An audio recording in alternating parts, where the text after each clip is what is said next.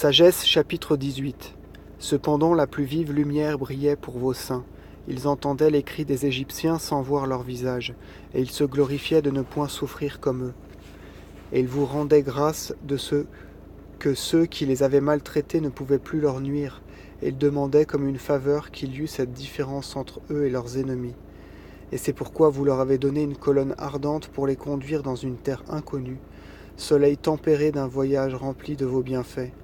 Mais les Égyptiens méritaient d'être privés de lumière et d'être emprisonnés dans les ténèbres, pour avoir retenu enfermés vos enfants, par qui la lumière inaltérable de votre loi devait être répandue dans le siècle. Et comme ils avaient résolu de faire périr les enfants des saints, un de ces enfants ayant été exposé et sauvé pour leur opprobre, vous avez frappé la multitude de leurs fils, et eux vous les avez tous submergés sous les flots impétueux. Cette nuit avait été annoncée à nos pères, afin qu'instruits avec certitude par des serments, auxquels ils crurent, ils eussent bon courage. Votre peuple fut témoin à la fois du salut des justes et de la ruine de ses ennemis. Car en même temps, vous avez puni ces derniers, et nous, vous nous avez appelés et bénis. Les saints enfants des bons offraient en secret leurs sacrifices. Ils établissaient d'un sentiment unanime cette loi divine, que les saints participeraient également au bien et au mal. Et déjà ils chantaient les louanges de leur Père. Cependant résonnait la voix confuse des ennemis, pleurant amèrement la mort de leur fils premier-né. L'esclave et le maître étaient frappés du même châtiment, le peuple et le roi souffraient de la même peine. Tous à la fois n'entendaient d'autre nom que la mort. Ils avaient sous les yeux une multitude innombrable de cadavres, et les survivants étaient sans force pour les ensevelir, car en un instant, le plus précieux de leur race venait d'être exterminé. À cause de leurs enchantements, ils n'avaient pas d'abord été convaincus, mais après l'extermination de leur premier-né, ils reconnurent que ce peuple était fils de Dieu, car un profond silence enveloppait toute chose, et la nuit était au milieu de son cours.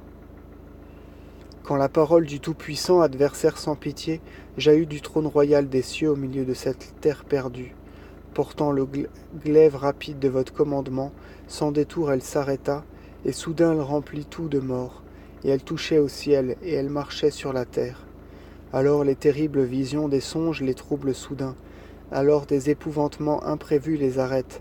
Ils tombent épars à demi-morts, et reconnaissent la cause qui les a fait mourir, car les songes qui les ont troublés la leur ont fait connaître, afin qu'en mourant, ils sussent d'où leur venaient ces mots. L'épreuve de la mort atteignit aussi les justes, et un grand nombre fut frappé dans le désert, mais votre colère ne dura qu'un moment. Car un homme irréprochable se hâta d'intercéder pour eux, revêtu de l'armure de son propre sacerdoce, de la prière et de l'encens de l'expiation, il s'opposa à votre colère, et mit fin à cette calamité en se montrant serviteur de Dieu. Il triompha de votre colère non par la force du corps ni par la force des âmes, mais par la parole il subjugua l'ange exterminateur, en lui rappelant le souvenir de l'alliance de Dieu et de ses promesses à nos pères. Il y avait déjà, çà et là, des monceaux de cadavres, quand il se mit entre Dieu et le peuple, et arrêta le courroux du Seigneur, et l'empêcha d'aller à ceux qui vivaient encore. Car le monde entier était dans sa robe sacerdotale, et la gloire des patriarches sur les 4 rangs de pierres gravées, et votre magnificence, ô Seigneur, sur le diadème de sa tête. À ces signes, l'exterminateur s'arrêta, et le peuple en trembla de crainte, car cette seule épreuve de votre colère suffisait.